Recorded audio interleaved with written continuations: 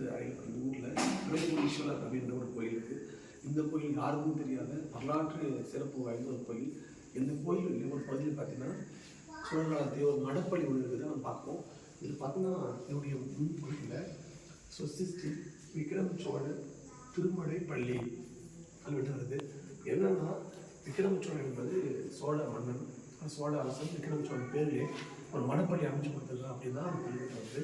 எனவே இந்த மடப்பள்ளியிலிருந்து தான் சாமிக்கு அன்னதானம் போன்ற நிகழ்வு. அது மட்டுமல்ல, இதில் பார்த்தீங்கன்னா அவசியங்கள், அதாவது தொழில்களுக்கு தினந்தோறும் இங்கே தான் வந்து உணவு சமைச்சிருக்காங்க அப்படின்ற செய்தி இந்த கல்வெட்டு சொல்லப்பட்டிருக்கு. அப்போ தினந்தோறும் இங்கே வருகிற இந்த சைவ துறைகளுக்கு நாள்தோறும் உணவு வழங்கப்பட்ட ஒரு இடம் தான் இது. ஆனால் இன்றைக்கி வந்து இந்த இடம் எப்படின்னு பாருங்கள், ரொம்ப அழகான ஒரு கருங்கல் கட்டப்பட்ட ஒரு மடப்பள்ளி. இங்கே பார்த்தீங்கன்னா இங்குள்ள பெருமகிழ்ச்சியுடைய சாமிக்கு செய்ய வேண்டிய பல்வேறு அமுதல், தயிர் அமுது, நெய் அமுது போன்ற பல வகையான அமுதங்கள் செஞ்சுருக்காங்க. அது இல்லாமல் இங்கே நாள்தோறும் இருக்கிற துறைகளுக்கு உணவு சமைச்சு கொடுத்துருக்காங்க. அப்படியெல்லாம் செலவு பெற்ற சோழ காலத்தில், குறிப்பாக விக்ரம சோழனுடைய அரச காலத்தில் ஒரு புகழ்பெற்ற ஒரு மடப்பள்ளியாக இருந்தது. இன்னைக்கு பார்வையும் இல்லாமல் காலத்தில் மாற்றம் ரொம்ப அழகாக வந்து திட்டமிட்டு கிடைக்கிறாங்க.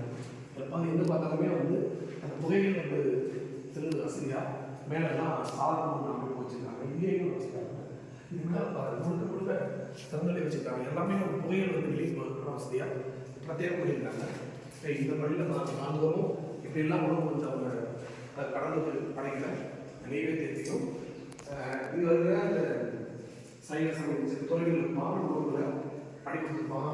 4 தூண்கள் வந்து இதில் தாங்கியிருக்கு. ரொம்ப உறுதியான கட்டப்படுது. இன்றைக்கும் கம்பீரமாக அந்த மடைப்பள்ளி வந்து என்பதை பார்க்குறோம். ஏன்னா பல இடங்களில் மடப்பள்ளியில் வந்து ரொம்ப சிறுமணி காலத்துக்கும் அங்கே உள்ள மடைகள் பார்த்தீங்கன்னா முழுக்க முழுக்க கருங்கல்ல திட்டமிட்டு முறை கிடைக்கிறாங்க. இன்றைக்கும் அந்த சோழ காலத்தில்